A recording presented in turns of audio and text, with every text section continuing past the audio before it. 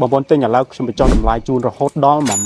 $16,000ណាចាំម្ដងទៀត$16,000ភ្លាមបងប្អូនទិញភ្លាមបញ្ចុះជូនភ្លាមសម្រាប់ផ្ទះមួយល្វែងតម្លៃដើម$62,000ទិញឥឡូវនេះលក់តែ$46,000ជាងទេបងប្អូនកក់មុន$2,700ប្រាក់នៅសល់បង់ប្រចាំខែត្រឹមតែ$388ទេហើយអ្វីដែលពិសេសបងប្អូនអាចបង់ផ្ដាច់ភ្លាមអត់មានពិន័យការប្រាក់សំបីតែ1រៀលបងប្អូនណាទីតាំងនៅក្នុងបូរីពិភពថ្មីគួរស្រូវ2នៅគៀកជាមួយបលេនហោះថ្មីផ្សារទំនើប Eon 3ងាយស្រួលរស់នៅខ្លាំងមែនទែនហើយនៅក្នុងបូរីផ្ទាល់ហ្មងនៅលើផ្លូវ8ម៉ែត្របងប្អូនខាងនេះគឺឆ្ពោះទៅផ្សារគួរស្រូវហើយខាងនេះវិញបងប្អូនបាទខាងនេះគឺឆ្ពោះទៅផ្សារគួរស្រូវ2ហើយនឹងសាលារៀនដែលបងប្អូនងាយស្រួលខ្លាំងមែនទែនសម្រាប់ការរស់នៅបងប្អូនដែលមានកូនមានអីគឺងាយស្រួលមែនទែន